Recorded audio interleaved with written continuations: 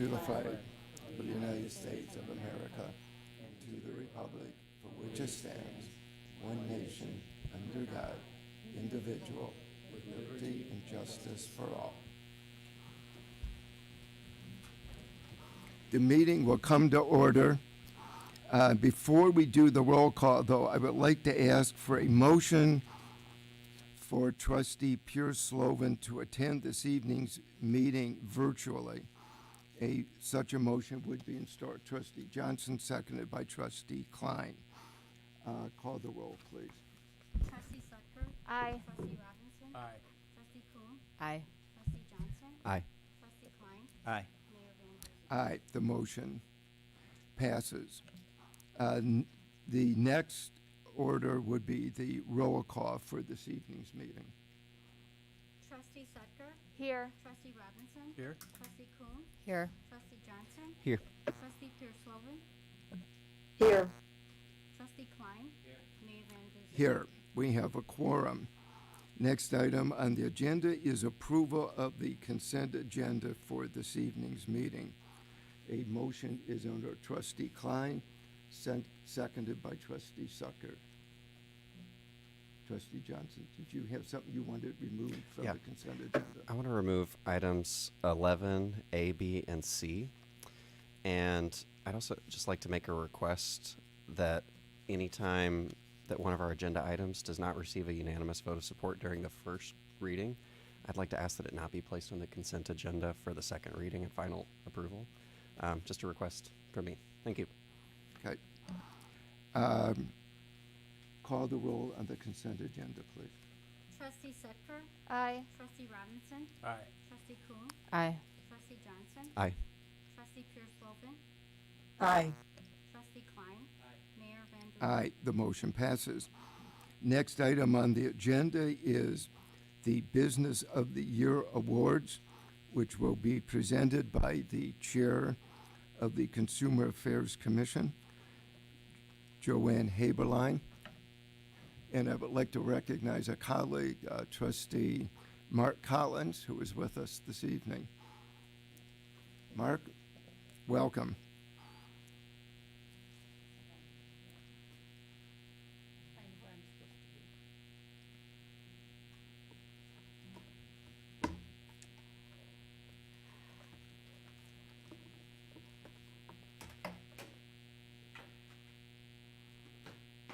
Sorry. I forgot it was slanted. Can you hear me? Okay. Can everybody hear okay? It's such a pleasure to do this every year. And I just want to thank all the trustees for continuing with this program. It's an awesome program, and I thank you also to my fellow Consumer Affairs Commission members,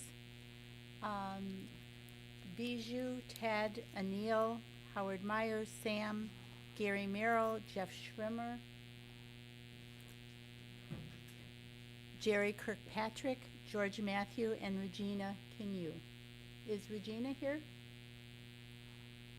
No, okay. And just as a little piece of information, I received a piece of advertising this year, and on the piece of advertising, they had included the fact that they were Skokie Business of the Year 2017. So it is resonating with our merchants. Now, how does the program work? The first step is anybody can nominate a business in Skokie. There's a form to fill out, and there are approximately 2,400 businesses in Skokie. I thank you to all the people who nominated 44 different restaurants. That was 83 nominations we received for 44 businesses. Did I say restaurants? Thank you. I don't talk before you often, so I have to get into it. Then we do some researching, Googling, visiting. I've gone to restaurants I didn't know about because I can't have an opinion unless I've been there, and my husband loves that. I've lived in Skokie for over 50 years, and I'm still finding all sorts of businesses I didn't know. Then we meet and we talk, and it's a pretty long meeting with all of these forms. The nominees also fill out a questionnaire that we send out. And any business that returns the questionnaire is honored in one level or another. And notifications were sent to all the honorable mentions. If anybody's here from any of the following companies, would you please stand? These are the honorable mentions for Skokie Business of the Year.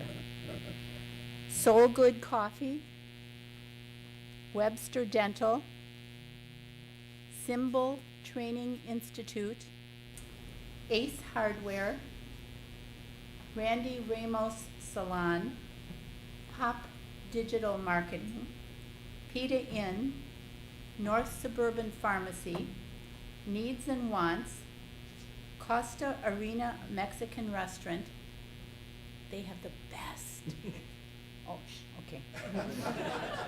Complimentary Cafe, Manny's Pizza, Ken's Diner and Grill, Forza Meats, iView Optical, and Elated Wellness. Now we have 4 runners-up. Our first runner-up is Sketchbook Brewery. Do we have a Sketchbook Brewery person here? No? Okay. I thought Christina was coming, no? Okay. Sketchbook is a brewery, tap room, and beer garden located at 4901 Main. There were some delightful comments on the nomination forms. They are a great place to build community with the whole family. The business has hosted events to benefit CARE, Community Animal Rescue Effort, as well as collaborating with area restaurants. It brings people together. They have done so much for Skokie, both physically by having a spacious, safe place to gather, and being a place for so many groups to gather to give back to the community. In addition, their selection of beers is great and ever-changing. And a comment from Sketchbook, we've been in Skokie 2 years and we are just getting started. Excited to continue to grow and welcome Skokie to Sketchbook Brewery. Congratulations to them. And we will get they receive a plaque and we will get it to them. Our next runner-up is Skokie Provisions, an artisan food company selling at the farmers market and gourmet food stores. Yes, Rosemary and John. Yes. I'm going to say all sorts of things about you now.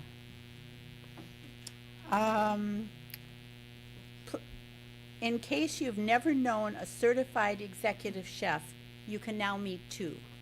Rosemary and John Reed. Some of the answers on the nomination form as to why do you love this Skokie business?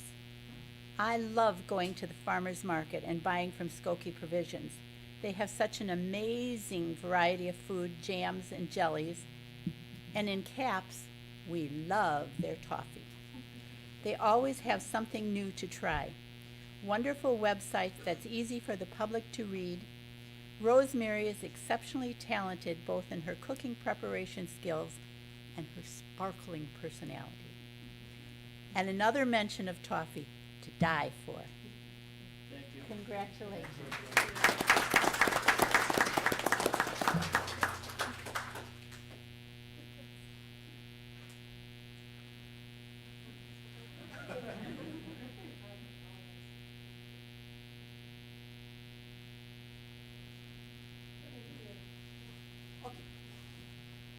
Next runner-up is Bona Beef.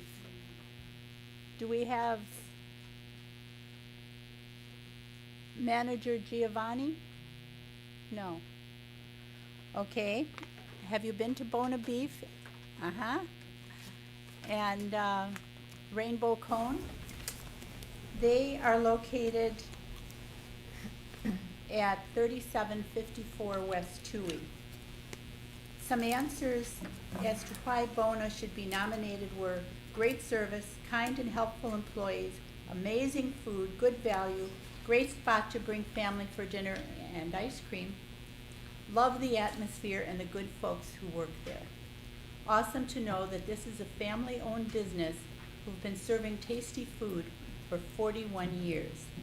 Personal comment, since my grandkids have discovered Rainbow Cone, it's one of their favorite places to go. They ask for it now. Congratulations to Bona. Okay.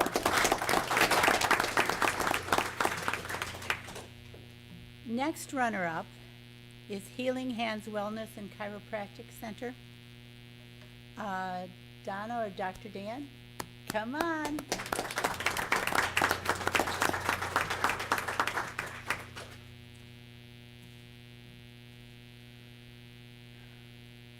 Some descriptive comments from Healing Hands. We try our hardest to be a quality health care provider to the community. Also, as Skokie residents, I want to see Skokie thrive. We are constantly recommending Skokie businesses, restaurants, service providers, etc. to our patients. We feel if Skokie continues to become a vibrant community, it will help all of us succeed. Congratulations.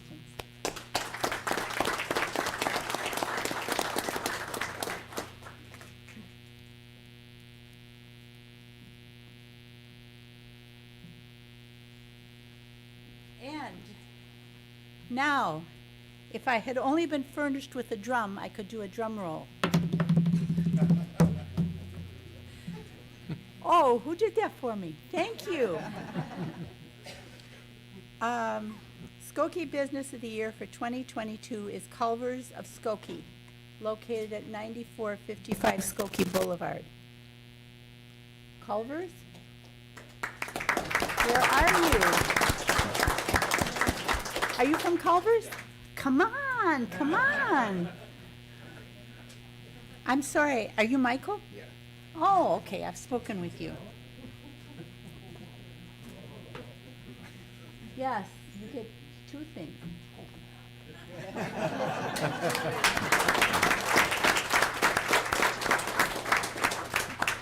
Some quite wonderful statements about why they were nominated. They are prompt, drive-through indoors or out, quality of their food is of high standards, the grounds are impeccable. They care about an attractive landscape, clean, safe grounds. This place feels like all businesses should. Culver's of Skokie is proud of the food served, but their business is really about people. If they can do their part to make a customer's day better with a wholesome, delicious meal or a heartfelt smile, they've done their job. They regularly host fundraiser nights for schools and community organizations where 20% of sales is given back to the organization. They support Niles Township Food Pantry. During the COVID pandemic, they donated hundreds of meals to local hospitals to feed the hospital staff. Their largest fundraiser this year was on a global level, where an entire day's sales was given to World Central Kitchen to support Ukraine, $25,000. Other organizations that they sponsor and donate to are Community Animal Rescue Effort, Northwestern Kids Reading Program, Skokie Chamber Car Show, Skokie Little League Baseball, running out of breath here, Niles North Athletics, Community Movie Night at Northwestern University, Cal's Angels, which is the Pediatric Cancer Foundation, Misericordia, and the American Cancer Society. Thought it was worth mentioning that every year they have been open, they have won the Commitment of Excellence Award. And I have another personal comment. Have you ever sat next to some of the beautiful flowers awaiting your drive-through order and watched the hummingbirds flitting about? If you haven't, you gotta go over and look at the hummingbirds. Mayor, we kind of handed this over, but would you come anyway? Sure.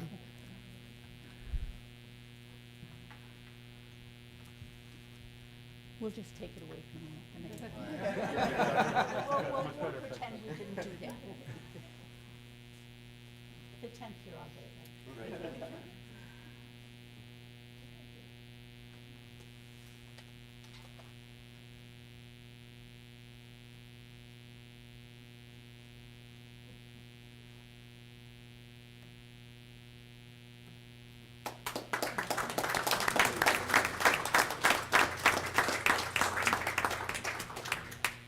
No, you already did it. My next statement was, let's give a round of applause to these businesses and to all the business in Skokie who helped make this a wonderful place to live. We can do it again.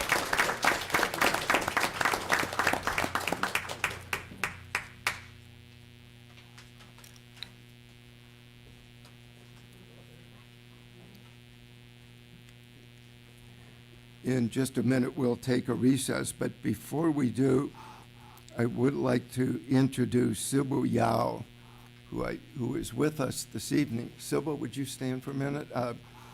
Sybil, by virtue of the unanimous consent this evening, becomes the vice chair of our Board of Health. And Sybil, thank you.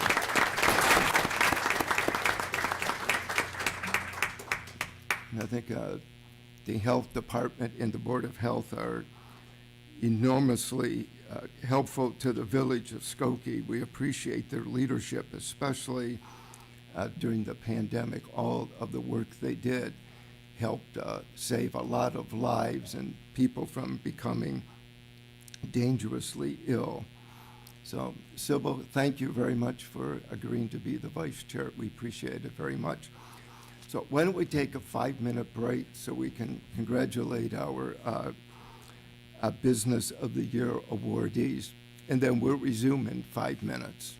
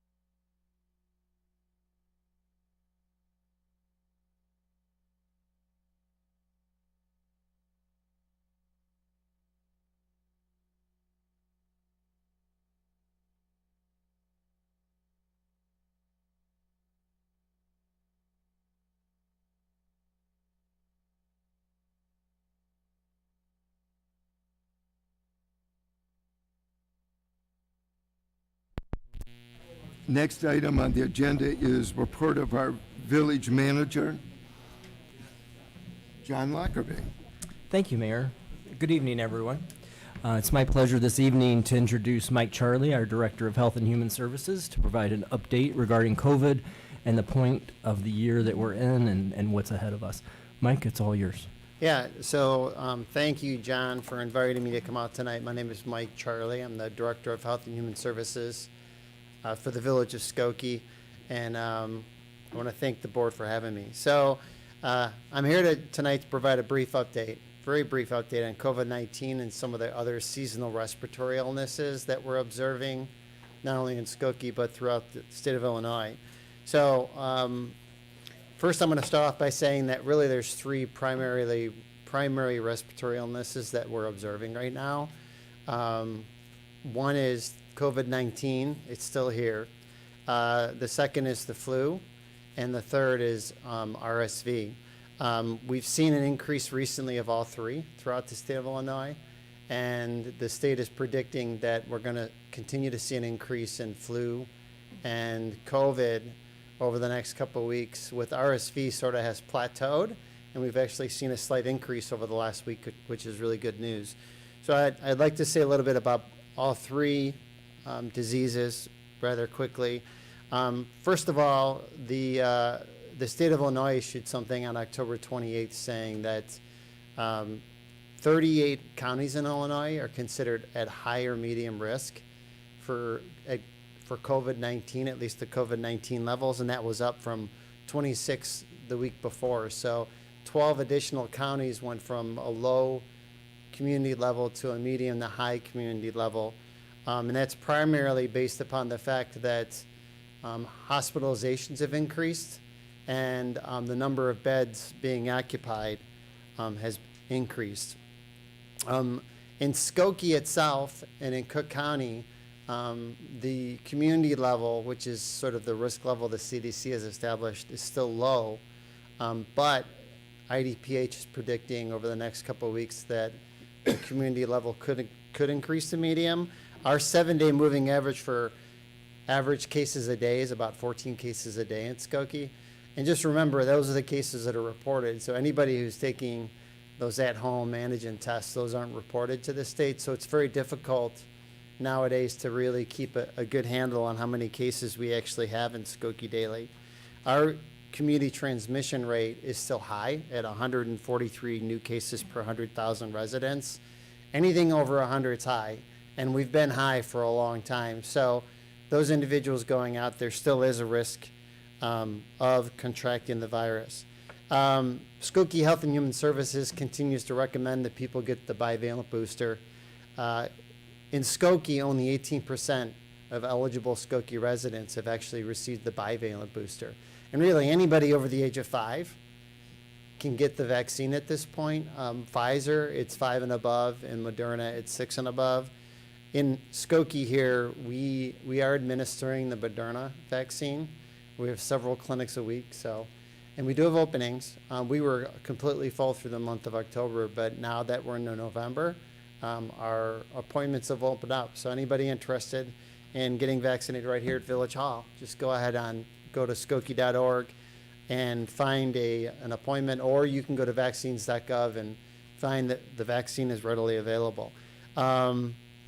IDPH has indicated that unvaccinated individuals, and the CDC have said that unvaccinated individuals are much more at risk of being hospitalized. And I just wanted to give you a little bit of data that if you're a child, you're 1.7 times more likely to be hospitalized if you're unvaccinated. And if you're ages 18 to 49, you're 3.5 times more likely to be hospitalized.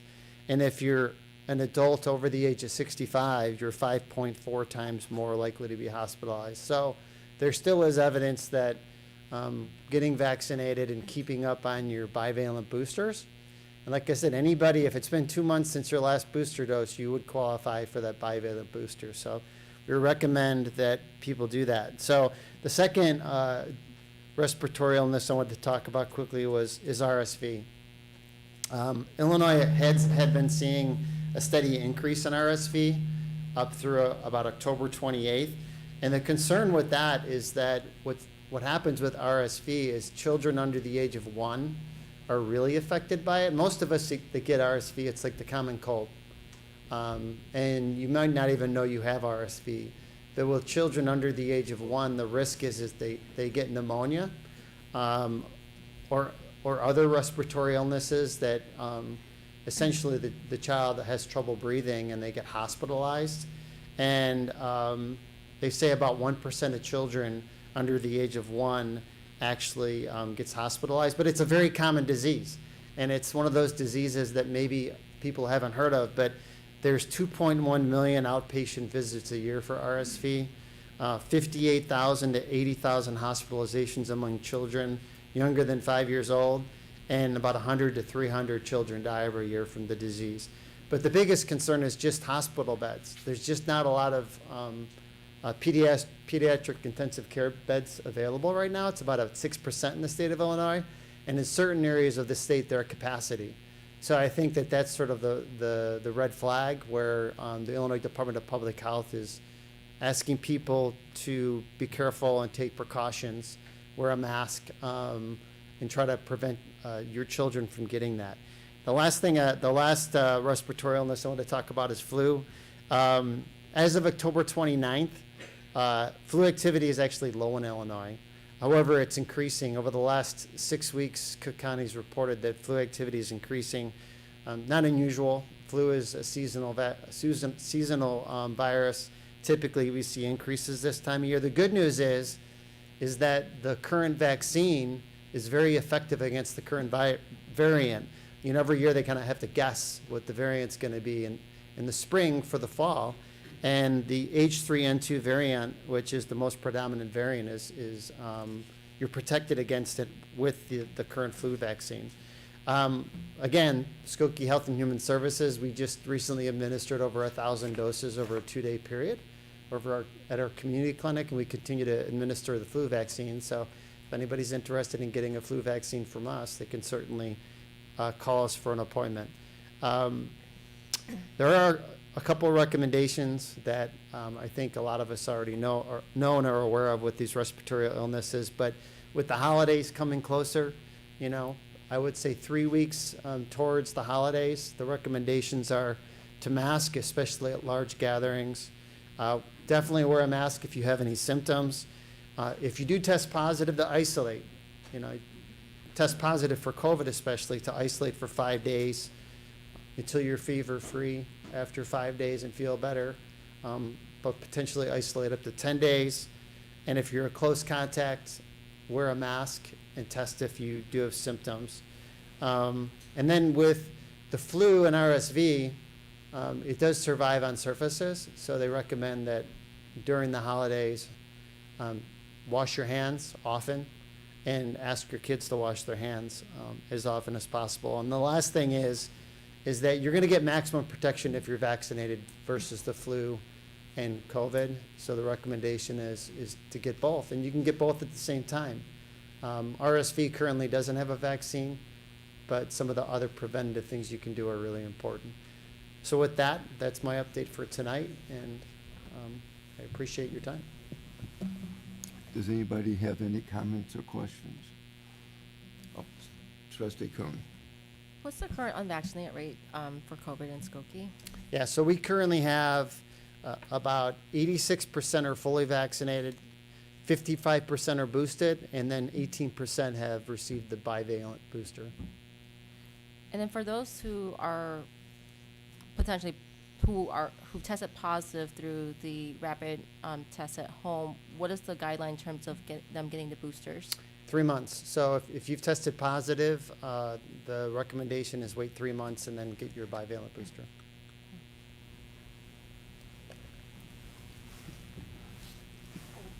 Trustee Sucker. Is there a test to identify if you have RSV, like a flu? There is. test? There's both. There's rapid antigen tests, and there's also the like PCR tests that you can get. But there's nothing over the counter that I'm aware of. You'd have to go to your primary care physician, and they'll give you one of those 2 tests, which are both very effective tests. Thank you. Thank you. All right, thanks, everybody. Appreciate it. Okay. Items B, C, and D were approved as part of tonight's consent agenda, and that completes my report. Thank you. Next item on the agenda is report of our corporation counsel. Michael Lord is not with us this evening. Assistant Corporation Counsel Barbara Mangler is with us. Thank you, Mayor. Barbara. Good evening, everybody. Items A, B, and C have been removed from the consent agenda. All are up for second reading and adoption. The first reading was on September 19th of this year. Item A is an ordinance that will amend the zoning map to reclassify the zoning designation of the property at 5404 to 5418 Toohey Avenue from an N1 Office Assembly Industry District to a B4 Regional Shopping District, and 5440 Toohey Avenue from a B3 Business District to a B4 Regional Shopping District. That is a tongue twister. The zoning changes are consistent with the development trends in the area that would be appropriate for the site, provided that the proposed development included ample transportation and infrastructure improvements, and that there is no further encroachment of non-manufacturing service employment uses north of the referenced property without a review of and update of the comprehensive plan. Vote would be in order. We have 3 items, all regarding the same project, 5404 to 5440 Toohey. So we would take each one in order. What I would suggest is we discuss the project, if that is what, is that Trustee Johnson? Is that? Well, I just had some final comments, and I had wanted to maintain my vote. That's fine. Sure. Do you want to make your comments Sure.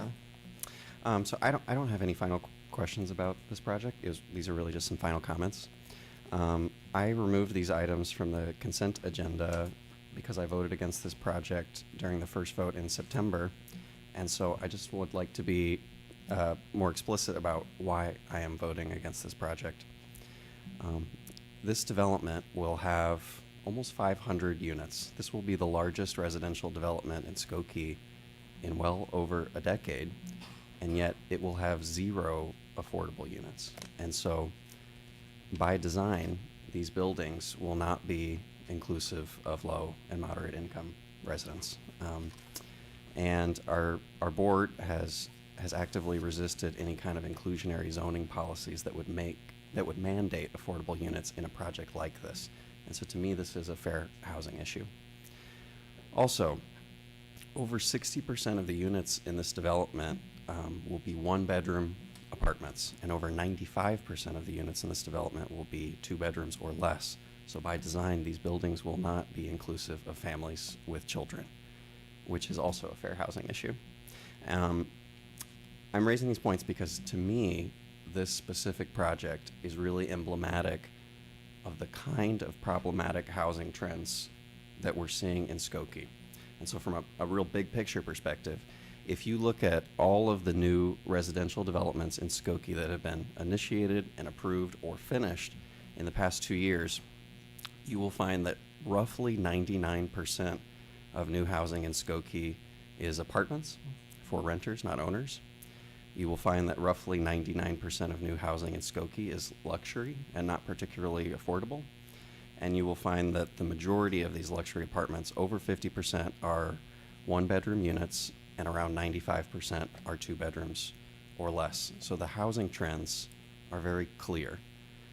The new residential developments being approved by the board are really designed for wealthy renters, really specifically singles and couples.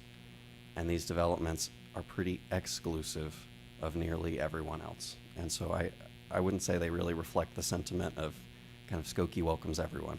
So I want to strongly, I really believe that this board needs a clear housing philosophy. And I'd like to ask this board to be more proactive about really protecting our community's overall affordability, which is in decline. And so that's really the main reason why this project does not have my full support, and why I will be voting against it tonight.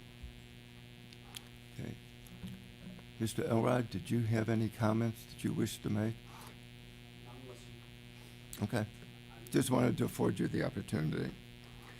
We have before us item A, the zoning map. A motion is in order. Trustee Klein, seconded by Trustee Kuhn. Anybody have any comments or questions? If not, call the roll, please. Trustee Sutker? Aye. Trustee Robinson? Aye. Trustee Kuhn? Aye. Trustee Johnson? Nay. Trustee Pierce-Slovan? Aye. Trustee Klein? Aye. Mayor Van Duzen? Aye, the motion passes.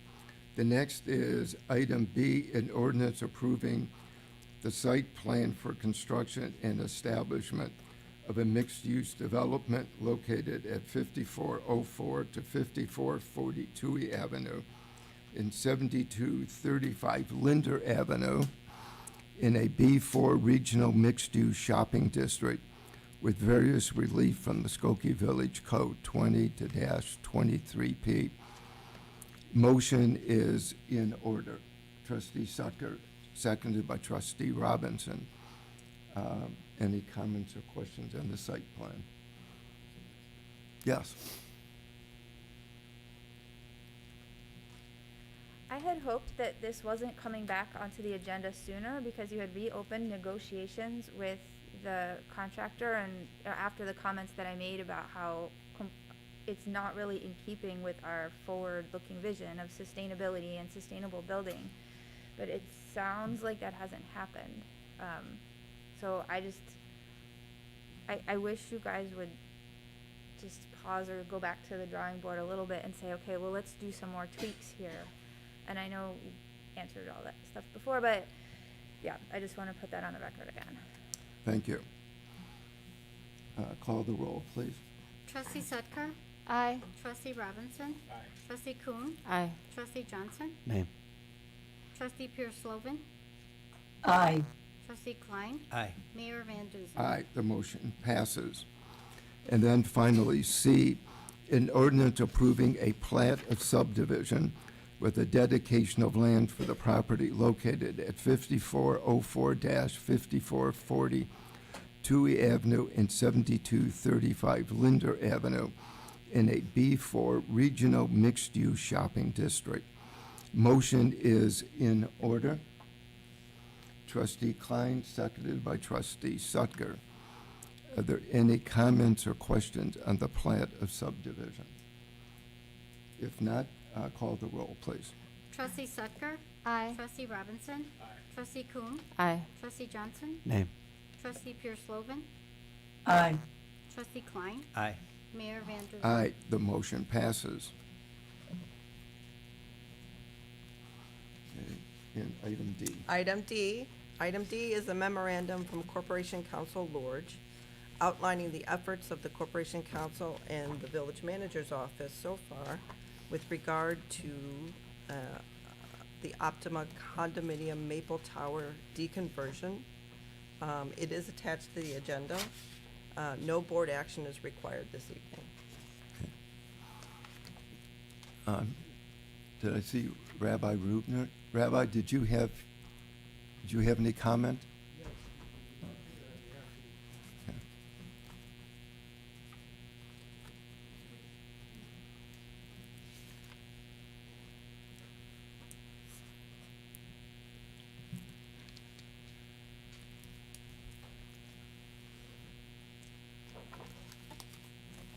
Good evening.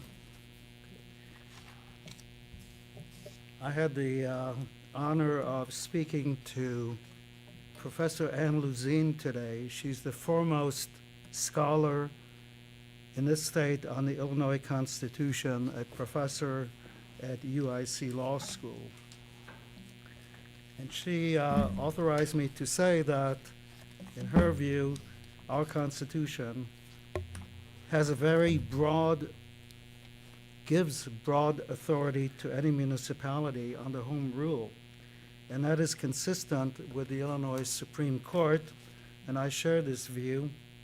In my original memo and legal analysis I think it was early in September, to Mr. Lorge, I analyzed the Illinois Condominium Property Act and concluded that the General Assembly has not specifically limited home rule authority under the Act. Secondly, that the General Assembly has not preempted home rule power under the Act, and that the only limitation I can find in the Act on condominium instruments, such as declarations, bylaws, plats, and any other documents and records, stating that, quote, any provision of a condominium instrument that contains provisions inconsistent with the provisions of ICPA are void, is against public policy and ineffective. But that does not address the home rule authority of the village of Skokie. In a prior memo to you, Corporation Counsel Lorge did not dispute my analysis. Instead, Mr. Lorge went beyond Skokie and sought legal opinion from the Attorney General of Illinois, which he has declined to give. He then went to the State's Attorney of Cook County for a legal opinion, which he declined to give. In a final effort, Mr. Lorge, and I'm reading it right from the memo that you have, he asked for a legal opinion from the Parliamentarian Legal Counsel of the Illinois Senate. Now, the Senate Legal Counsel is not a constitutional state officer, has no authority to give such opinions on legal matters.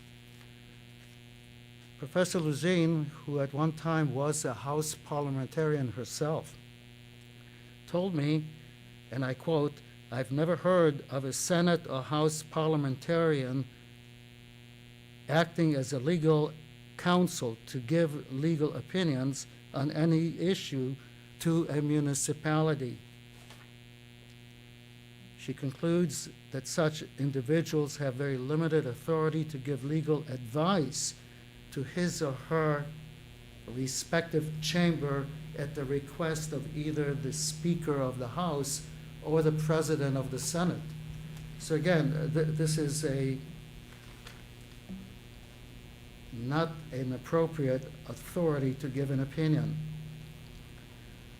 It's my opinion that Mr. Lorge has done his due diligence, and now I ask that you do your own and act. We cannot wait for the legislature for 1 year to act on his behalf.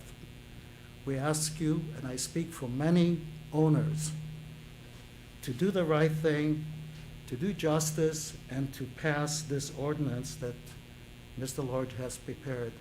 Thank you very much. Thank you. Certainly.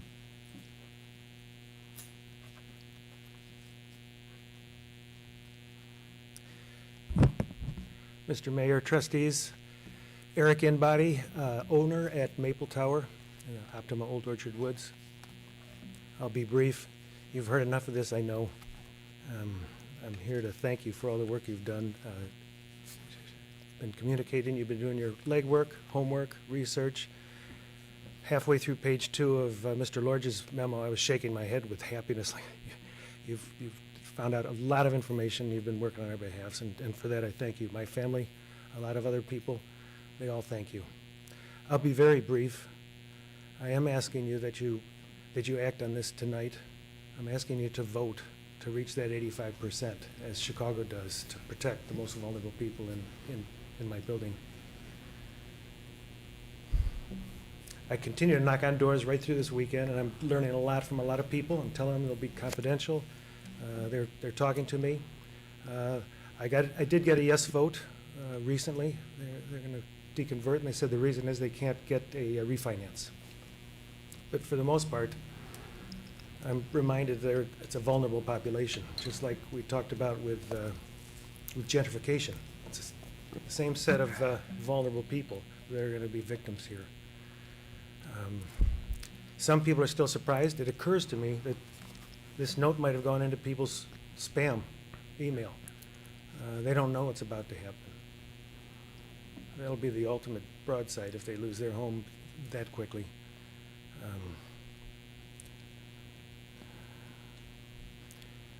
I think I've reminded you already, those that do wish to sell to Trilogy can sell. They have been selling all along. It's the people that do not want to leave that are going to be victimized here, and it's going to cost them an immense amount of money. If it fails us, then fine, I'll come back and thank you and say goodbye, and I'll suggest we warn all the other villages neighboring us to not let this happen to them. But like I said, I think the right thing at this point is, and I ask you to act tonight and to vote tonight to see if we can get to that 85%. What I want to point out is there's only one municipality in the country that we've been able to find that has done its separate deconversion law. And what we're awaiting is Mr. Randazzo's opinion. It was suggested to us by a couple legislators that we get his opinion because apparently he had worked on this question when it came up before the Illinois General Assembly. And it's all over the place. 34 states have laws on deconversion. 23 have an 80% threshold. 2 states, Illinois being one, has a 75% threshold. And 9 states have a 100% threshold. And as I say, the only municipality in the country, and that includes Portland, San Francisco, and all the others, that has done anything on this. My expectation is that at the next village board meeting, we will take a final vote on this. Just want to get, and we're expecting it, Mr. Randazzo's opinion on this. The motion on the board at the moment, which has been tabled, was 85%, which none of the states have. It's a 80%, 75, and 100. So Yes. my expectation is that at the next board meeting, we will be taking action. Very One good. way or the other. I can't prejudice what the vote will be or whether there will be any amendments, of course, but Hopefully that'll get us the time. That sounds encouraging. Thank you. You're welcome. We can't wait till, we're all encouraged by what you've learned from our senator and our representative that the summer it might come through, but we will hold our breath for 2 more weeks now. well, I've talked to a couple legislators who I suspect are the same ones you've talked to. And there is no possibility in the extended session that it would come before the General Assembly because there would have been no hearings. I think there is some interest among some legislators to increase it statewide 85%. What my concern is, when we do it, we are doing it for every condominium in the village of Skokie, not just your particular tower. So we've got to be aware of that. But at next board meeting. Very good. Thank you, Mayor. You're welcome. That concludes the Corporation Council's report. Thank you. Next item on the agenda is report of our Plan Commission, Chairman Paul Luke and Giovanna Neiden.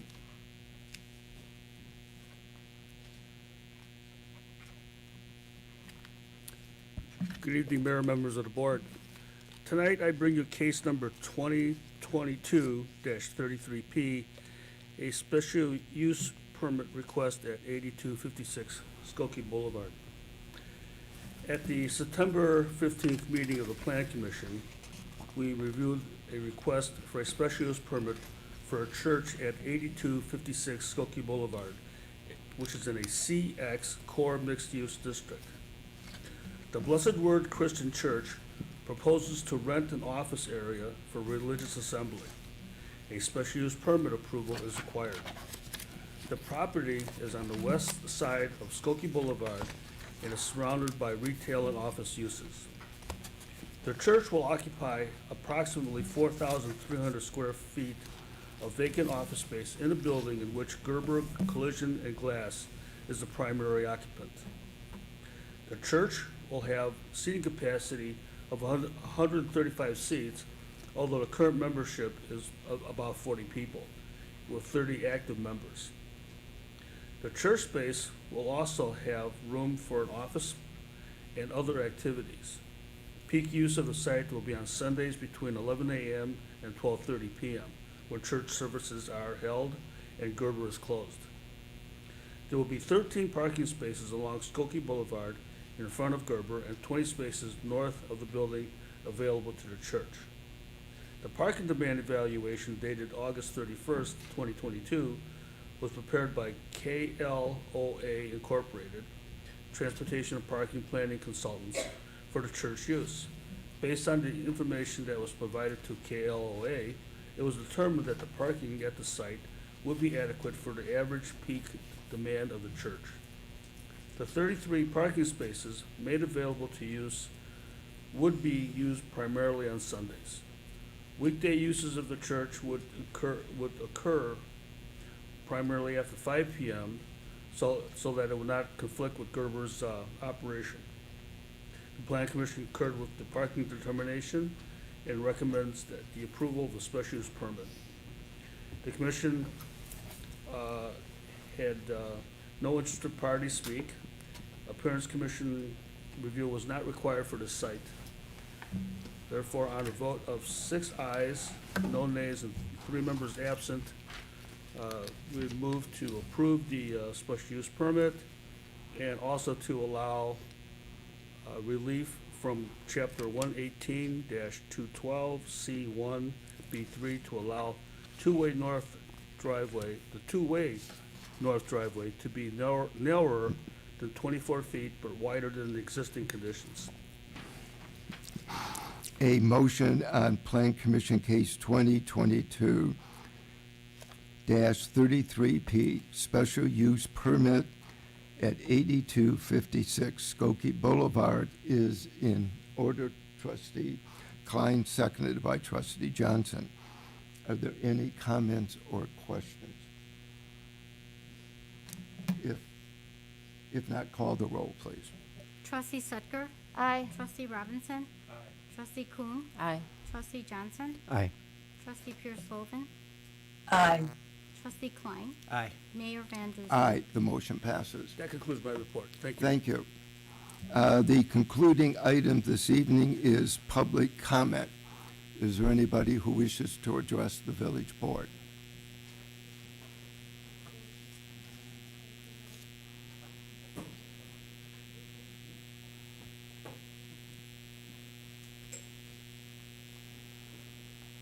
Hi, my name's Rachel Van Hoos, and I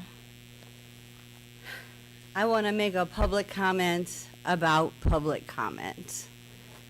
So, you know, I don't want to talk about the Skokie Caucus Party or the elections or anything going on. It's just public comment is a time. A lot of people write a speech. I wrote on my mail some notes from the last meeting, but they spend a lot of time on this, and I've noticed it's sort of started to kind of unravel into a debate. The last time, Mayor, and I like you, Mayor. My kids adore you. You know, you've been the mayor their whole lives. Like, I'm the one that has your book, and someday someone's going to write a book about you 20 years from now, and I don't want it to end in any kind of ugly way, all right? So whatever happens, I wish the best. But you said, you know, interrupted a comment and said that you thought it was fair enough that if somebody says something that you have an opportunity to just simply say and recommend op-eds in the Sun-Times and the Tribune, and to point out that the extremists, and we're in school boards and other units and being taken over. And that was fair enough to point that out. I think that public comment is a time that should be reserved for the public to say what they want.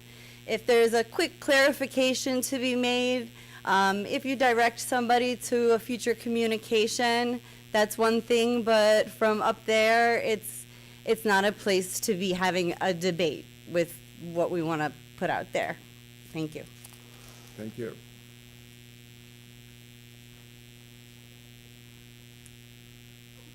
I'm not going to talk about, I'm Kimberly Polka. You know me. I'm not going to talk about signs again, though that persists. I want to start by saying I started being disappointed and ashamed and embarrassed and like you should do better. And now I'm angry and I'm furious and I am trying to stay positive. I'm sure your decision about deconversion won't be made in 2 weeks because just like the garbage decision, you will not do anything to swing a vote one way or the other before the election. I see you. My posts on the Village Facebook page are deleted because there is a policy against political comments, which an attorney has told me is overly broad. Our surrounding communities that you like to compare to so often do have things such as no for or against comments for a candidate or a political referenda, but nothing so overly broad as to restrict all political speech, which is a First Amendment protected type of speech. I did a FOIA, I have asked questions. I saw that there were 2 blog posts found to make the decision to continue deleting posts on Facebook. I can find more than 2, but I'm gonna wait until after the election. It is not okay to delete comments from your citizens. Here's where I got really angry. The nice name Kimberly Polka does not present as Jewish. I am Jewish. My mother was Jewish. I live in my grandmother's Jewish home, and my Judaism is very important to me. And there are people who are accusing my group of being anti-Semitic. That is coming from somewhere, and it is not true. We had pleasant conversations gathering signatures from April through August 9th, August 7th, from April through August 7th, with people who agreed, with some people who disagreed, with some people who were voting yes, yes, no, no, no, yes, no, yes, yes, or said get it on the ballot and we'll decide then. There is vitriol out there now. Why? Your 8 vitriolic mailers trying to keep unity in Skokie, keeping Skokie united, Caucus Party. Give me a break. You are the dividers. Again, months. I know, Kim, that somebody asked you at the farmer's market because they told me they realized it was you to sign the petition. You were very kind. You've never been unkind to me or anybody else, but you are stoking fear among all factions, and people are being combative and cruel. A Caucus Party board member's wife screamed at a volunteer, "Get that shit out of here," when his address was not on that volunteer's list because I took it off. I'm our mobilizer. I don't want to feel like I'm poking a bear. I do not want to subject our volunteers to being told to get that shit out of here from somebody's roof when they weren't even going to their house. Back to the anti-Semitism. I feel uncomfortable in my own neighborhood. Some of my religious neighbors signed my petitions. I trust you, Kim. This sounds good. Months ago. Now they're looking at me differently. And I don't want to get into a discussion like this with them. I'm going to wait till it's over. but they've known me a long time. I am not an extremist. The last thing is, you have some nerve accusing us of meddling in elections. The elections belong to us. And by definition, we cannot be meddling in something that belongs to us. But stop saying that you want to keep Skokie united, because you have spent the last several weeks dividing Skokie. I didn't hate you. I stood up here and said I believe we all want what's good for Skokie time after time after time. And you come back and you call me an extremist, every single one of you, until you get to the end. Let me make one thing clear. No, I wasn't asking you a question. I have- Public comment is for the public. And have the you- whole meeting.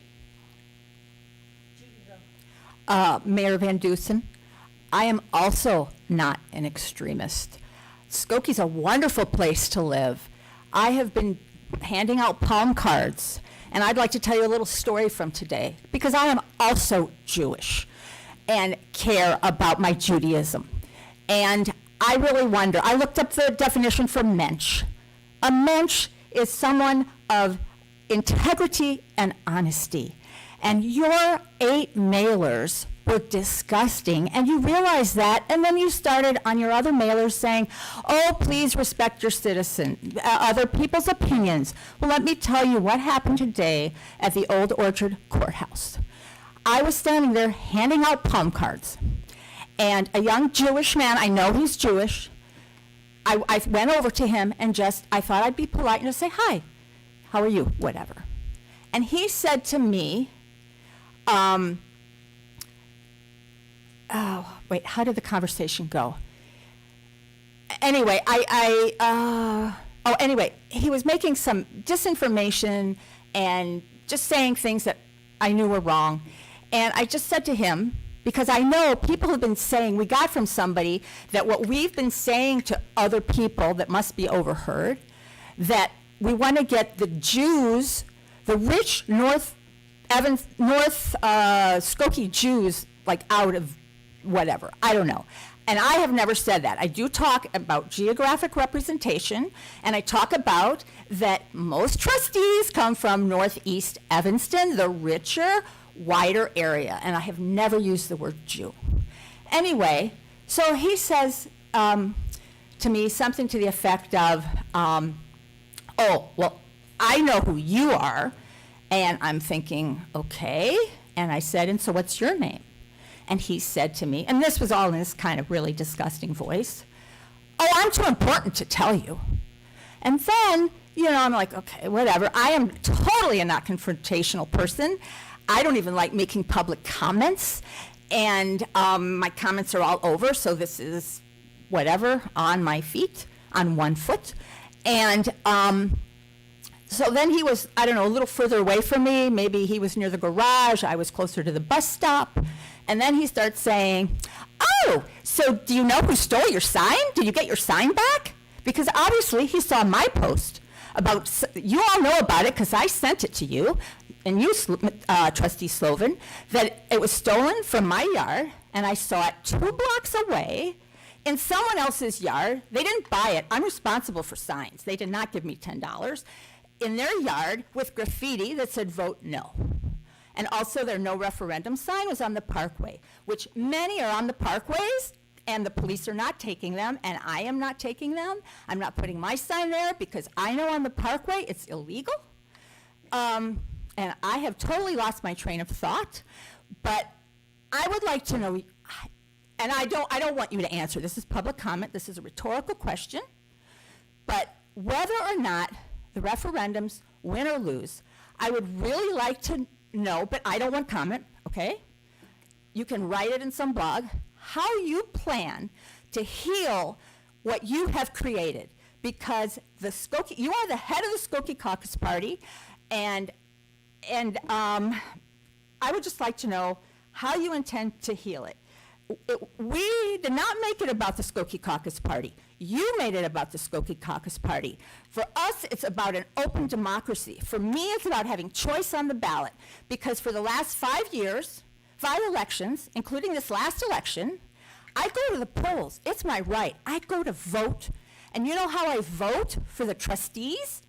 All of you, I don't vote. Is that a vote? I don't have choice. And our well thought out, researched, whatever, I'm sorry, I can't think, will increase choice on the ballot. Because well, anyway, I'm not talking about the referendums. But again, I am not an extremist. I'm an extremist for true open democracy.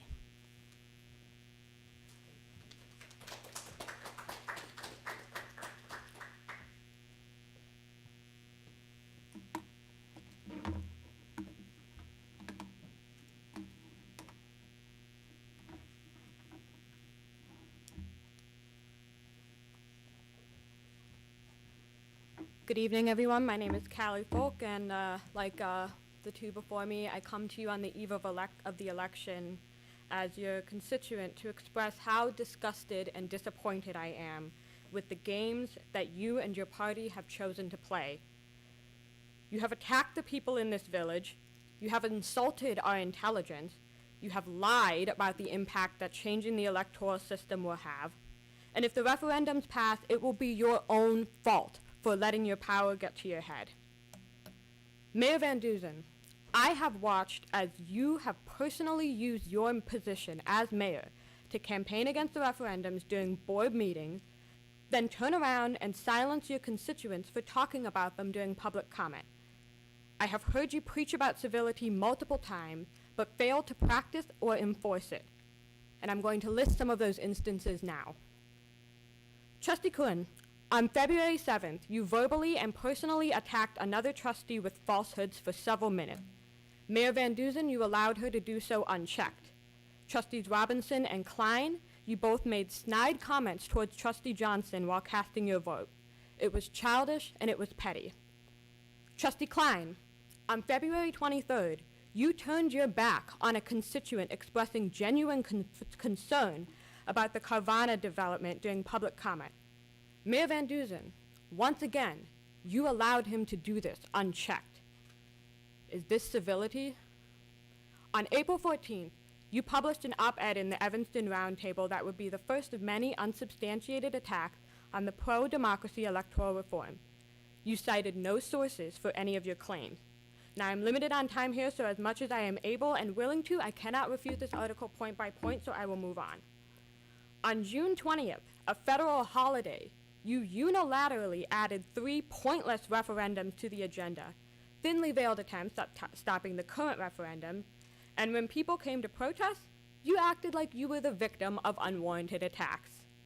Several of your vocal citizen supporters are part of Awake Niles Township, a group which pushes hateful rhetoric against marginalized individuals and spreads harmful myths about critical race theory, and you have done nothing to distance yourself from these hateful rhetoric. And now, the pièce de résistance. In the past few weeks, you have ramped up your attacks, resorting to name-calling, saying things like, "Don't let extremists meddle in the election." There's so much to be said about the hypocrisy of a party with no real stance on anything, except electoral reform apparently, claiming that reform will allow extremists in under the radar. But again, time is not on my side, so I will spare you. I will finish by saying this. If the referendums pass, you have no one to blame for the discontentment with the government but yourself. You made this bed. You chose to be unresponsive to our concerns. You chose to call us names. And for the you chose to alienate us. And for the 5 of you trustees, you chose to be yes men instead of being your own people and doing your own governing.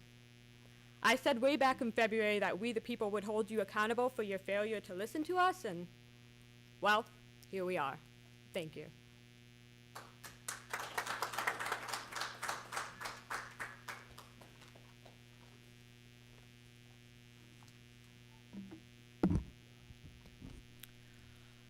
Okay, I'm too old and can't get too excited these days, but My name's Emi Yamauchi, and back in June 2022, I stood at this lectern and I asked the mayor and the village board to please keep an open mind about the referendum proposals being put forward by the Skokie Alliance for Electoral Reform. I am not part of that organization's leadership committee, but I guess I am a member by virtue of having signed the 3 petitions. I came home from an extended out-of-town trip to find 4 offensive, full-color, oversized postcards and 2 letters from the Skokie Caucus Party and Mayor Van Duzen, 2 of which my brother had taken screenshots of and sent to me because he was so shocked when he received his copies. For more than 2 weeks, I've been reaching out to the Skokie Caucus Party via email, contact us, and telephone, although my phone calls go directly to a voicemail box that doesn't even identify the owner as the SCP. So here I am tonight expressing my concerns about the tone and substance of those 6 mailers that were sent out to Skokie voters. Registered as an independent, in theory, I'm one of the 3 pillars, Democrats, Republicans, Independents, of the Skokie Caucus Party's triangle logo. So that being said, I'm speaking out tonight in support of more openness, competition, choice, and accountability, all vital for the growth of democracy in our village, and something your mailers do not address. Instead, they make lots of blanket statements without specific examples, and you offer no solutions. The Skokie Caucus Party makes some serious allegations. It uses loaded trigger words in today's world: extremism, opportunists with fringe ideas, extremists meddling in our elections, radical candidates flying under the radar. And these are being used to describe fellow residents who disagree with some of the SCP's political decisions and who signed 3 legitimately constructed referendum proposals, which in turn were duly notarized with the 12,000 plus signatures accepted as valid by the Skokie Village Clerk and uncontested. So while I sometimes attend village board meetings and express an opinion during the public comment period, I did not expect elected officials and an established political party to target their own constituents with such rhetoric, just for disagreeing with them. So these are the questions and requests that I would have posed to the Skokie Caucus Party when it criticizes the 3 referendum proposals for nonpartisan elections, staggered elections, and hybrid representation. Assuming you are not afraid of competition, how does the SCP propose to expand democratic participation and choice for Skokie voters? Since statistics, our dismal statistics, show our village only fields 1.1 candidates per vacant position and a municipal election voting rate of about 9%. How does the SCP propose to offer more opportunities for the average citizen to run for local office if any individuals who don't have a party machine behind them are excluded and branded as radical? How would the SCP propose to increase accountability and transparency so that Skokie residents know who their trustees are, what they stand for, and why the SCP selected them to be their candidates? Please tell us why not being affiliated with a party or not being a member of a particular party somehow subtracts from an individual's qualifications and makes him, her, them extremists running under the radar and somehow unworthy of running for office? Is that how you, Mayor Van Duzen, would have labeled the, quote, 4 new members of the village board, none of whom were members of the Skokie Caucus Party prior to the election, in your byline piece for the Evanston Roundtable in April 2022?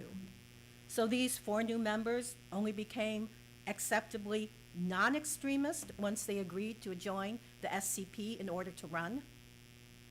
The mailers seem intent on spreading fear of extremism and extremists gaining a foothold in Skokie.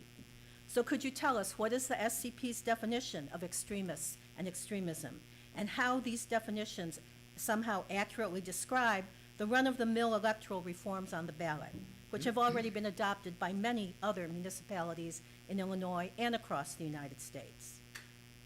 Who made the decision to label Skokie residents who signed the petitions for these electoral reforms as opportunists with fringe ideas and extremists meddling in our elections? These are not your elections. Maybe you think you own them, but they are not yours. They belong to every Skokie resident where there is no us versus them. Please tell us specifically what would be disrupted if people other than SCP members were elected to the Board of Trustees or as mayor. Certainly not snow removal, garbage pickups, road repair, or the Skokie Public Library, school boards, or park district. Village services and institutions will continue functioning at the same high level as before, thanks to the conscientious civilian professional staff who maintain operations regardless of who is in office. The Skokie Caucus Party mailers use language and labels more conducive to division and turning neighbor against neighbor.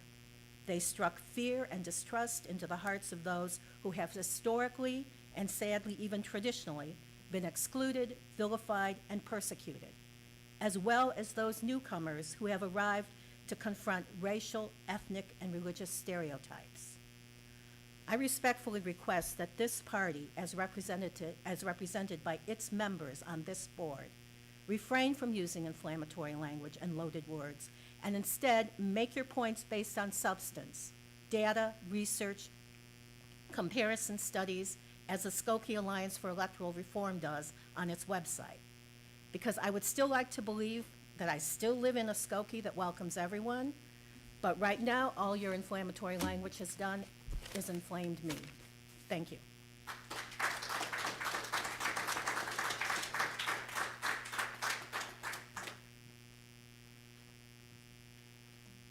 Hello, I'm Michael Koplow, a voter in Skokie. I share the rage and dismay of the people who have spoken before me about your name calling and other, name calling is baby talk. And frankly, you should be ashamed of yourselves. We don't accept name calling from children. What is your justification as chronological adults? But the main thing that disgusts me about your mailings is that they ooze contempt for the people of Skokie. We can't have districts because we're just a bunch of unruly children. We can't handle districts. In a quotation in a recent Patch article, the mayor said something about there will be anger. We're not going to elect hooligans with anger issues. We are not that stupid. We are not as stupid as you think we are, and we're not as contemptible as you think we are. On another mailing, oh, well, not many people vote. That's because it's too confusing already. Oh, us poor, easily confused Skokie people. Voting is too hard for us. We need to be protected from ourselves. Do you not see how patronizing this is? People live in one part of town, most of the board. The northwest side isn't represented. The southeast side, where I live, is not represented. Oh, we know what's best for you.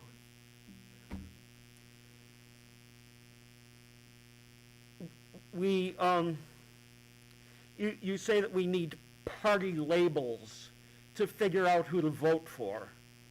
Okay, aside from that being a joke in Skokie, because the only party label is the SCP, we don't need party labels to figure out who to vote for. Every primary election, you get a ballot, and you can't vote for the Democrat or the Republican. Everyone's a Democrat or everyone's a Republican. And yet, people figure out who to vote for better or worse. People do not need party labels. And this thing about people running under the radar, if they have party labels. Sometime in the 1980s, I'm not sure when it was, the Democratic nominees for Secretary of State and Lieutenant Governor were LaRouches. Now, if you're too young to remember the LaRouches, congratulations. Lyndon LaRouche was a zany conspiracy theorist who thought that the Queen of England and the Jews were responsible for every bad thing. Two of the Democratic nominees for statewide office were LaRouches. And that's partly because neither the mainstream, the slated Democrats, nor the press took them seriously. And they acted as though the slated candidates were unopposed. Congratulations, they're your candidates. The party didn't endorse them, but the radar failed. More recently, 10 years or so ago, in the western suburbs, a Republican ran unopposed in a congressional primary who was a Nazi. He didn't just have ideas that were consistent with Nazism, because that you could kind of dismiss. He actually was a Nazi.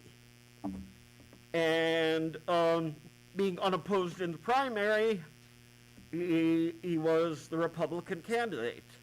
And the party didn't endorse him either. Again, a failed radar. More recently, even closer to home, a failed radar. In the last election cycle, the Skokie Caucus Party slated someone who was a serial misogynist in his youth. Now, youth is being broadly defined. It was in his past. It was not his youth. And so the party unendorsed him. Again, failed radar. My point, if I can find it somewhere in all this rambling, my point is, going back to what I was saying earlier, your contempt for all of us. Oh, we can't handle democracy. Oh, we can't handle districts. Oh, we can't figure out who to vote for without a party label. Your contempt for us is contemptible.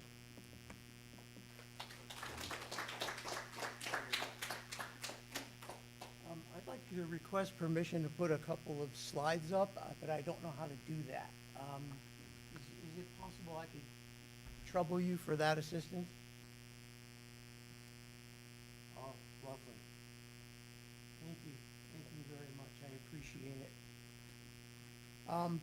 My name is Eric Badowski, and my family and I have lived in Skokie for 24 years, just slightly longer than the mayor, he's sidebar here, has been in power in our village.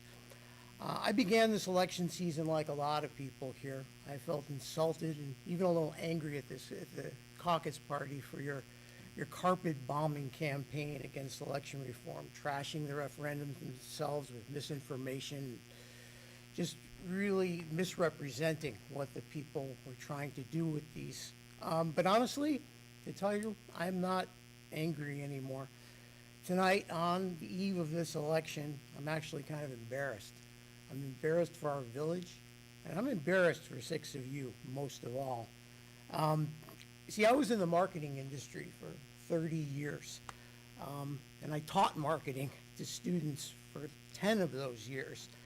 And so I kind of recognize when a marketer or a politician is talking down to their audience. I know when politicians are treating their constituents like impressionable children. I know when politicians think that voters are complacent, when they're easy to fool, and most of all, when they're easy to scare.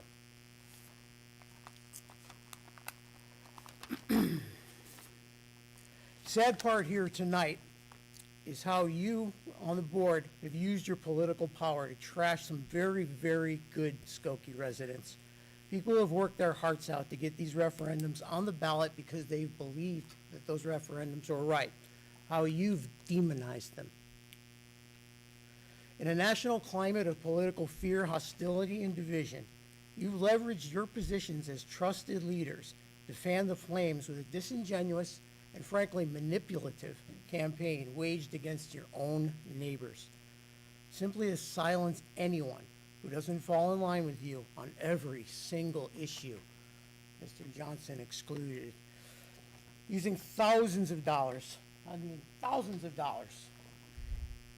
just enough plausible deniability to squeak by. You've associated your own neighbors, your own constituents, with, quote, outsiders, quote, agitators, quote, extremists. Extremists, your own neighbors. And then, when faced with public backlash for these types of hurtful things, you had the audacity to claim that, well, now you're suddenly concerned about unity and civility in Skokie. Unity and civility in Skokie. The raw chutzpah and hypocrisy here is absolutely stunning.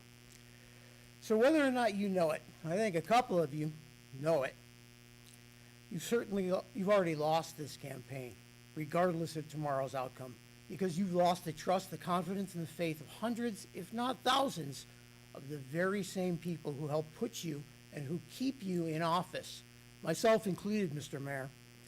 And even more sadly, I don't think you're ever going to get any of that back. So I'm going to vote yes tomorrow for more fair, inclusive, transparent elections for all of Skokie, even for those who don't happen to agree with my political positions, and even for those who don't happen to live on the east side of town, as you do. I'm voting yes for my whole community, and I hope my neighbors will join me. Thank you.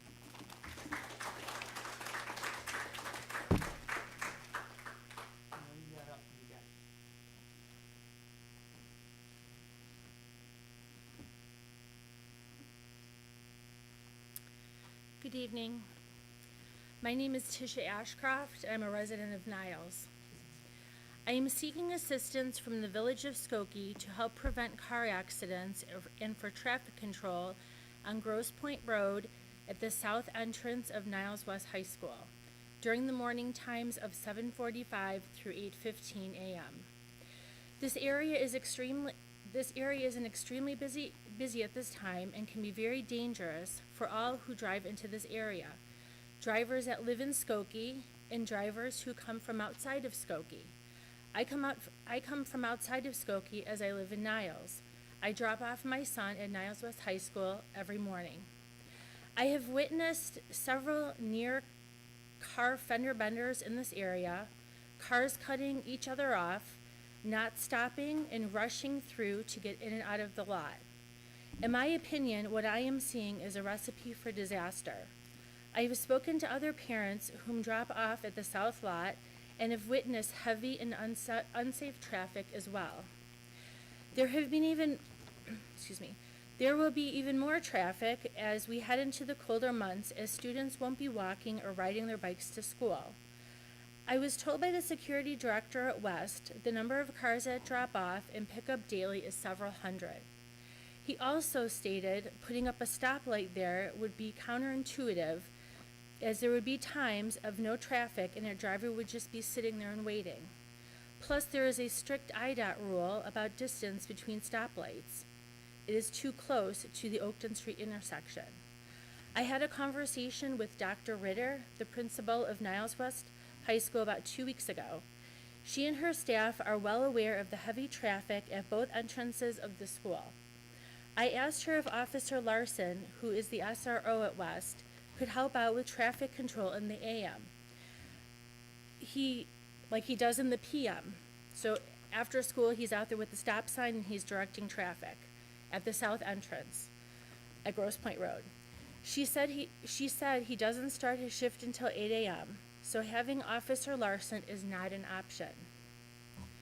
One solution could be a placement of a sign stating no left turn, north direction on Grosse Point Road, with Skokie Police directing right turn only.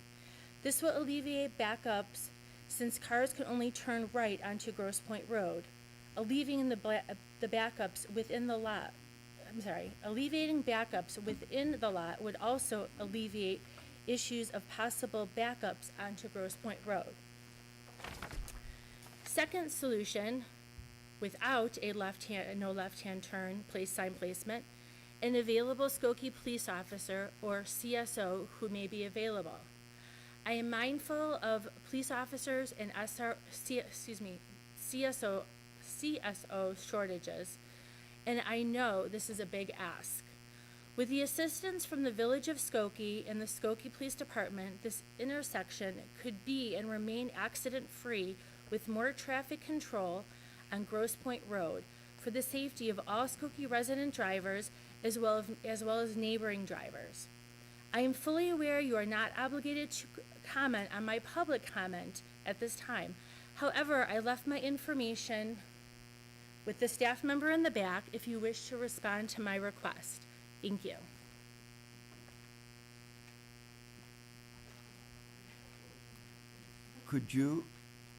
Ma'am, could you leave your comments? Oh, you have the comments? Okay. Great. Thank you. Good evening, Mr. Mayor, village trustees, Skokians. My name is Andrew Tinkler. I own a unit in the Optimum Maple building. Here to support the rabbi and Mr. Inbody's comments, asking you to increase the threshold on deconversion at the next meeting. I have comments.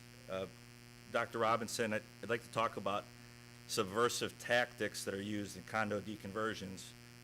It's been brought to my attention that minority owners are sometimes bribed to sway their votes during the condo deconversion process. I'd like to refer you to a real estate publication called The Real Deal. The Real Deal covers New York, Chicago, and LA real estate happenings.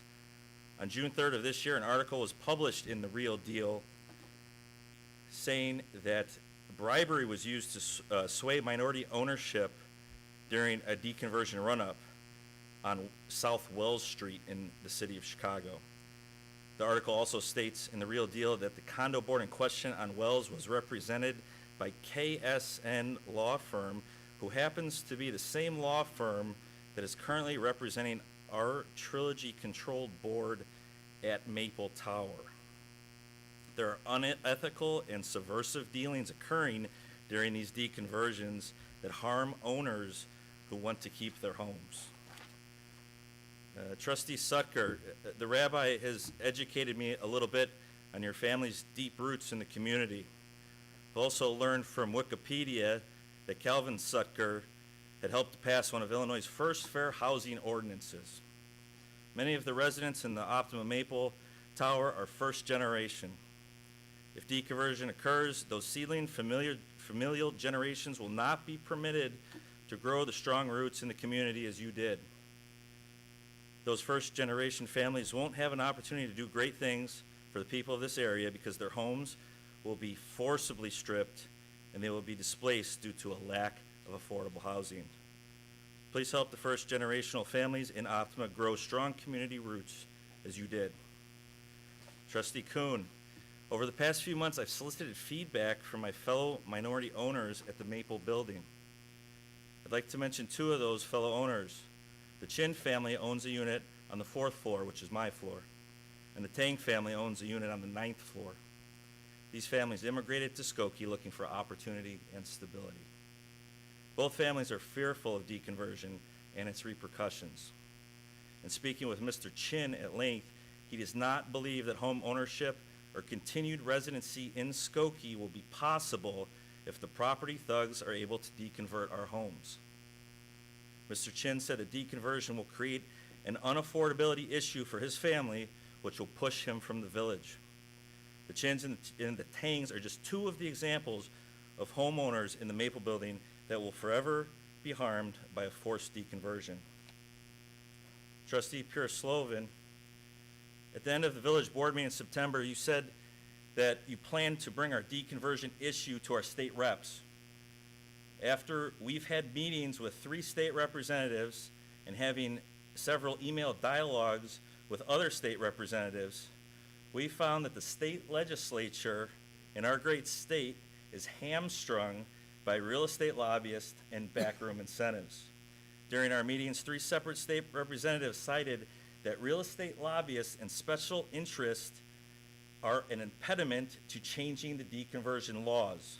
State government may be broken and tainted with special interests, but this village is not. The state legislature will not take meaningful action because the real estate lobbies are fattening their bellies and wallets. I'm asking for the village to do the right thing and to step in where the state has failed.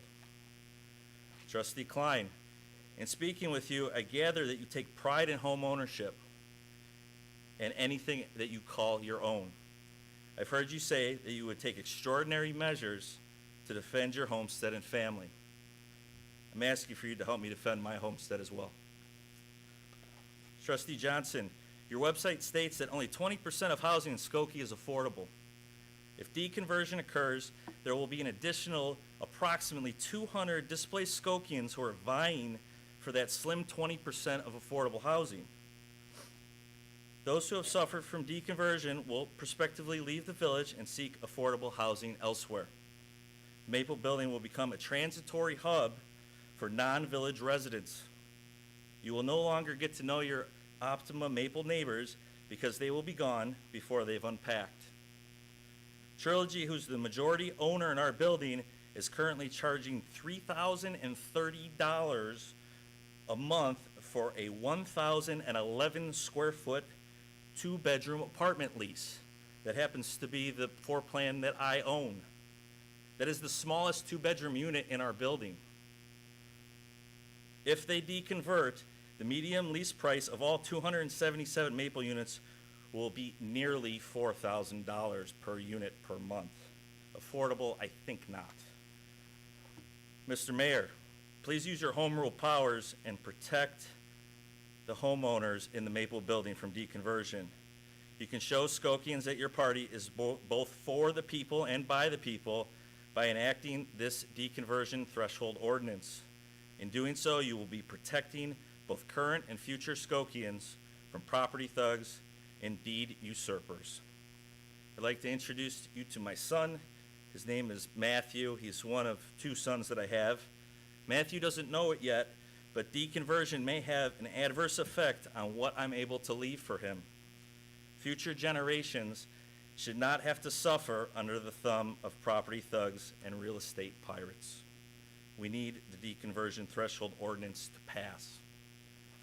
Lastly, I have a message for my fellow Maple Building minority owners. If you are fearful of losing your home to deconversion, please contact Mr. Inbody. He will bring you into the fold we are trying to organize. I've left my card and the Real Deal publication here, and it talks about the bribery that occurs during deconversions. That's all that I have. Thank you for your time.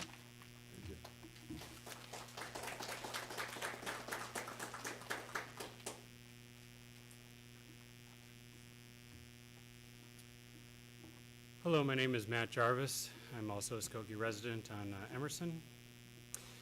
I've written these remarks out of sheer frustration over the Skokie Caucus Party's distinctly anti-democratic stance and overwhelmingly negative campaign opposing the 3 grassroots referendums on the ballot tomorrow. The Caucus Party has spent tens of thousands of dollars on deceptive mailers in an election where they don't even have a candidate running, demonstrating that their aim is to simply perpetuate the stranglehold they have on village elections rather than a supposed united Skokie. An example of this deception involves the mailers that imply staggered elections will cost Skokie more money when Skokie already has staggered elections for all local governing bodies except the village board. This won't cost voters a dime more in taxes or spending. Another example is the falsehood regarding the hybridization proposal, incorrectly labeling them as wards that would have separate resources to fight over. In reality, our village is governed by a professional manager who oversees the allocation of funds to all areas of Skokie, and this would remain unchanged. In addition to purposely misleading the public, their campaign has been divisive and fear-mongering. The caucus mailers in which fellow Skokie residents are called extremists is hate speech. And again, I wonder why their party is the only voice so aggressively and unethically campaigning for no one and nothing. Finally, I want to draw attention to the Skokie Caucus Party's plethora of signs in the public right-of-way. I know Kim said she would give up on this, but it's an egregious placement that needs to be addressed. I'm not here to nitpick where signs are placed, but when the party that's been in power for over 56 years can't play by the rules that they themselves back in 1976 voted for and implemented, it spells real trouble for transparency and accountability in our government. These illegal sign placements are especially egregious not only because does the code forbid them, unlike pin wearing, the landowners that share these easements didn't agree to their placement. This presents an inflated display of support of these anti-referendum positions where no actual support exists.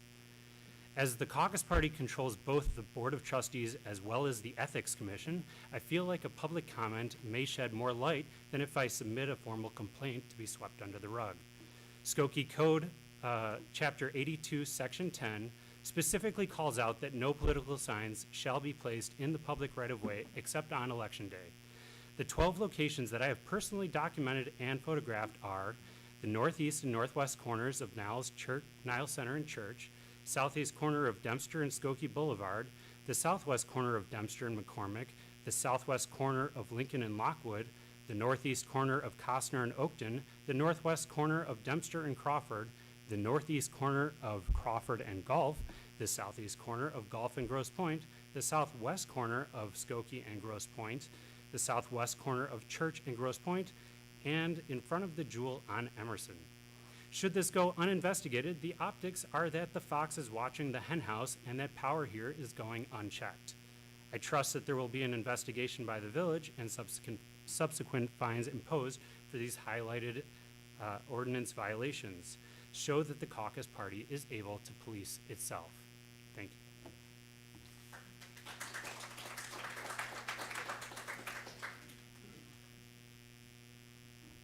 Hi, my name is Dana, and I live on Keeler, and I didn't prepare anything today, but I just have some things that I want to say. I moved here about 6 years ago from Albany Park, which is also a very diverse neighborhood, and it's been something important to me and my family, raising my kids in a very diverse neighborhood, which is why I chose Skokie. I didn't join some of the referendum people until just this year, but I've learned a lot in the last few months, and it's very disappointing to find out some of the things that have come in the mail that you guys are accusing of. I'm also Jewish, like other people in this room. I am not an extremist. I am not a radical. I'm a passionate person about things that I am passionate about. I am a community member that supports refugees. I do extraordinary work to help people that are in need. I'm a professional organizer. I give away my client purchase for free to help these refugees. It's a commitment I make. I also see a lot of people that struggle with trying to find housing, and they end up having to leave Skokie because they can't find affordable housing. And I see in this board, I see a diverse amount of people from different backgrounds. But Skokie might be diverse, but it's not equitable. There's a big difference between, there's nothing proud about being diverse if you don't have equity. And one of the things that I loved about Skokie when I first came here is I saw these signs that said Skokie welcomes everyone. And I love those signs. They made me so happy. But as time went on, they don't really speak to me anymore. Skokie right now is not welcoming anyone. I don't think the mailers that you sent out are welcoming. I don't think that they're united. I don't think there's anything about those mailings that helped your cause. And just actually a few months ago when I was out collecting signatures, I made the mistake of mentioning the Skokie Caucus Party, and actually one of the volunteers said, we don't do that. We're not talking about the Skokie Caucus Party. We're only talking about the referendums. And I appreciated that because I understood that. So attacking us and calling us names, we are just human beings that want a better community and equal access to things that everyone should enjoy. So I'm sorry if it was kind of a little bit chaotic because I didn't prepare anything, but I'm definitely going to be voting yes, and I hope that you could start looking at what we're doing. It's not about the Skokie Caucus Party. It's about free and fair elections for everybody.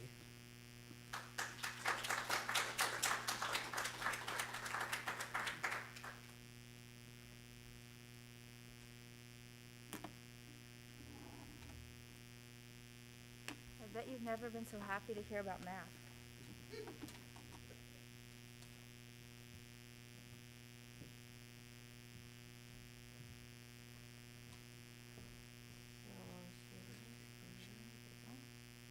No, you're good. There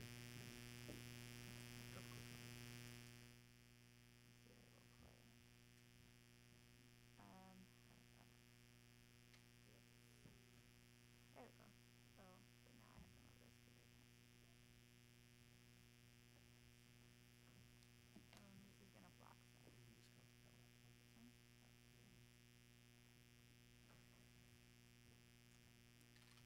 Today I'd like to talk to you about a game or activity that was designed at Princeton University for high school students. And I apologize profusely if I am talking down to you here with the math that I'm going to be talking about. But the last time I assumed that you guys knew the math I was talking about, that was a bad assumption. So, so here, on the y-axis, we have gigatons of carbon dioxide accumulated in the atmosphere, and time in years. So let's say we are emitting we as a society are emitting 8 gigatons of carbon dioxide per year. After the first year, there are going to be 8 gigatons in the atmosphere. After the second year, there will be 16, and so on.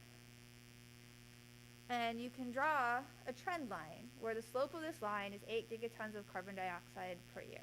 Do not try to find the area under this curve because it does not have a physical meaning. I spent some time thinking about that yesterday. Of course you did.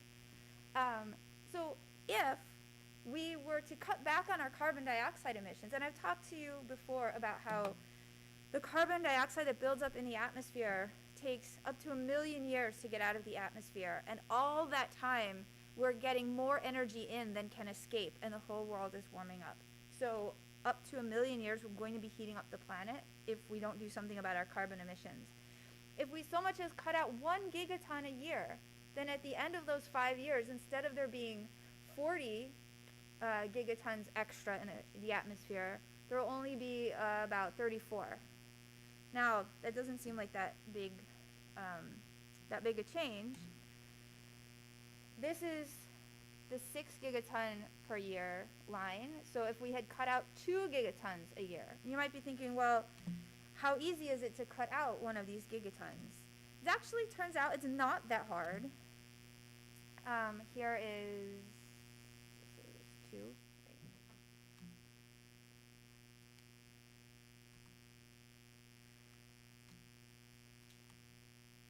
So here, this is the game that I was talking about, and I have really cool colored wedges, but I realized that they didn't match up with the graph, so, right.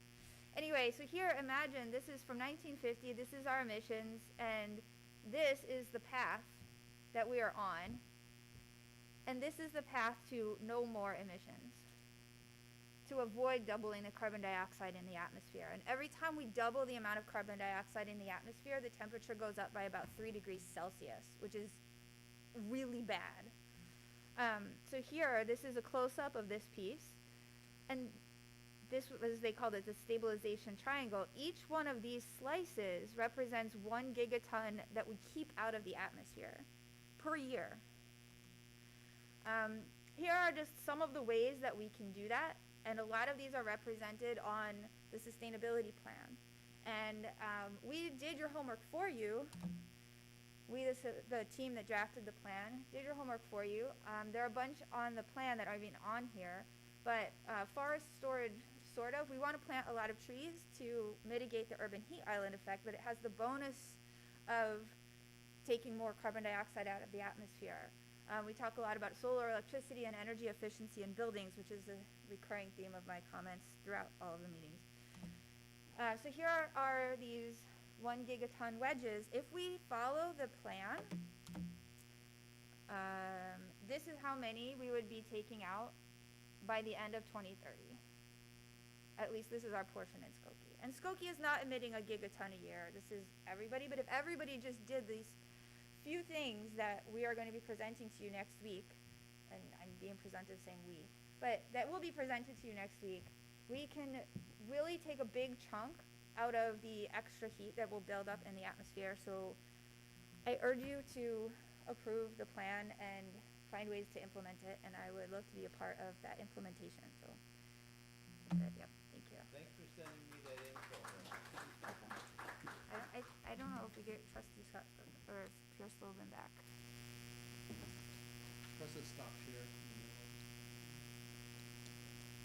Stop share? Red square.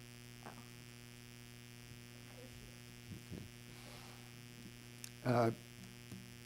In light of that, a week from today, the Sustainability Commission will be presenting its report to the village board.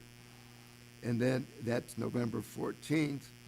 November 21st, the second village board meeting of the month, will be devoted almost exclusively to the board taking up, discussing, and voting on the sustainability plan. So if everybody doesn't have that in their calendars by now, yes. Yeah, I have a public comment too. My comments tonight, they may not be necessary, but I think I would really regret it if I didn't speak tonight after everything in the past few weeks.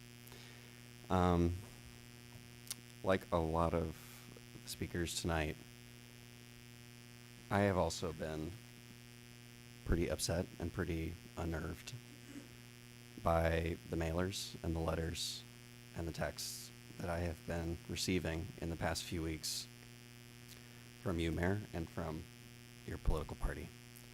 And one of the most offensive mailers that Mr. Badowski showed on the screen featured every member of this board, except for me.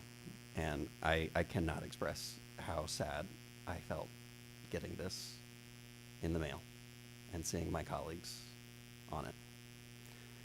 I've been thinking a lot about what our roles are on this board, and I have two big points for tonight.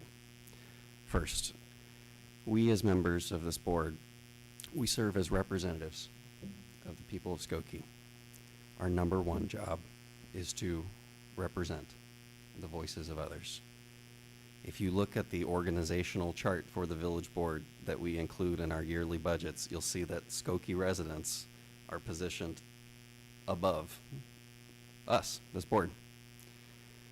So for any member of this board to publicly insult Skokie residents and to refer to Skokie residents, our own constituents, as extremists and as opportunists for simply exercising their democratic rights is completely inappropriate. That is not a reflection of good government, in my opinion. Second, we as members of this board, we serve as elected policymakers of the village of Skokie. And in regards to all village policies, even when we have different opinions on this board, our job is to educate, our job is to advocate, and above all, to always be honest and to tell the truth. For any member of this board to deliberately spread misinformation and to address village policies in a way that can best be described as fear-mongering is also unacceptable. I know that I'm not alone in feeling this way. In just the past 24 hours, 2 former members of this board have written public op-eds calling out the rhetoric coming from current members of this board. And I want to encourage all of you to read these. No matter what tomorrow's results are, no matter what the results are in regards to the referendums on the Skokie ballot, I will tell you all that I will not be approaching my position on this board in the same way moving forward. I out of all the things that were said tonight, I think the thing that stood out to me the most was the question of what we are going to do to help this community heal in the aftermath of an election that has become completely unnecessarily contentious, mainly because of members of this board. After Election Day, I would like to schedule an individual meeting with each one of you to discuss how this board can move forward in a really constructive and a really meaningful way in the aftermath of this election. We are going to need to be talking even more to each other. I really believe the time for this board to change is now, and I hope that the past few weeks, no matter how difficult they've been, I hope that this can be a turning point for our board. Thank you. Trustee Sucker, I move we adjourn. we're adjourned.